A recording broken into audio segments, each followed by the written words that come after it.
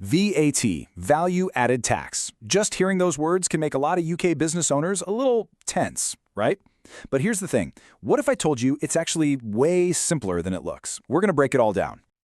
Yeah, it's so easy to get tangled up in all the jargon. But trust me, you're not alone.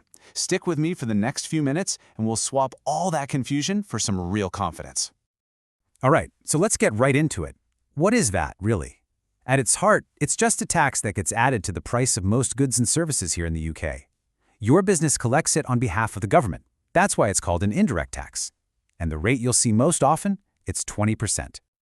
This is probably the most important thing to get your head around. The VAT you collect from your customers, well, it's not actually your money. Think of your business as a temporary caretaker for that tax. You collect it, you hold it for a bit, and then you pass it along to HMRC. Simple as that. And the whole system really boils down to two sides of the same coin. There's the VAT you charge on your sales, that's called output tax. Then there's the VAT you pay on stuff you buy for your business, that's your input tax. Output and input, that's the key. And check this out. This is the beautiful, simple formula that makes it all work. You just take your output tax, what you collected, and subtract your input tax, what you paid. Whatever's left over, that's your VAT bill to HMRC. See? I told you it wasn't so scary. Okay, so now that we know what it is, let's get to the million-dollar question, or in this case, the £85,000 question. When do you actually have to jump in and start doing all this? So, when does it go from being optional to being mandatory? There's a very clear line in the sand. And here it is, £85,000. That is the magic number.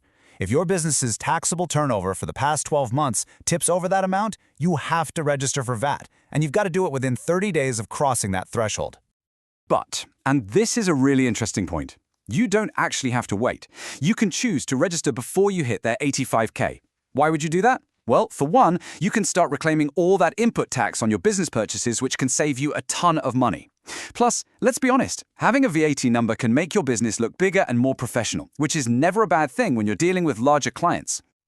And if you decide to go for it, the good news is the process itself is pretty painless. It's basically 4 simple steps, and you can do the whole thing online.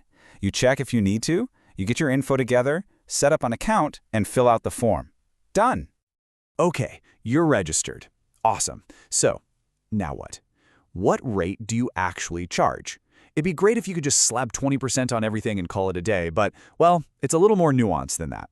Let's get into the different rates. This table lays it all out really clearly. You've got your standard 20% rate, which covers most things. Then there's the reduced rate of 5% for stuff like home energy and kids' car seats. Now, the last two are where it gets interesting. Zero-rated things, like most food and children's clothes, mean you charge your customers 0% VAT.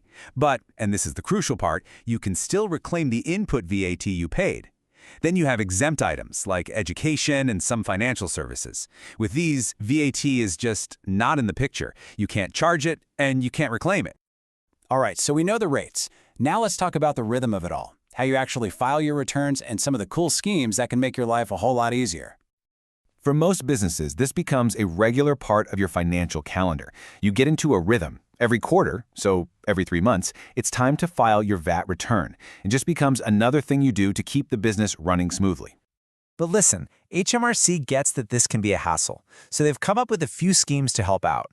Are you a small business that hates tracking every little penny? The flat rate scheme could be your new best friend.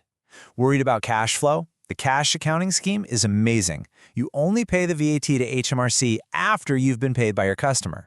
And if you just want to deal with this less often, the annual accounting scheme lets you file just once a year. Pretty neat, right? Last but not least, let's talk about how to stay out of trouble. Knowing the common pitfalls is half the battle when it comes to staying on the right side of HMRC. So here are the big 4 mistakes you really want to avoid. First, using the wrong VAT rate. It's an easy slip-up, so always double-check. Second, filing late. Just don't do it. The penalties are automatic, so put those deadlines in your calendar right now. Third, forgetting to reclaim all the input tax you're entitled to. That's literally just throwing away money. And finally, simple calculation errors. Honestly, a good piece of accounting software can be a lifesaver and pretty much eliminate all of these. So there you have it. That isn't this big, scary monster, is it? Once you understand the basics, it's totally manageable. And getting a handle on it isn't just about being compliant, it's a sign that your business is healthy, it's growing, and it's ready for the next big step. So the real question is, what's yours going to be?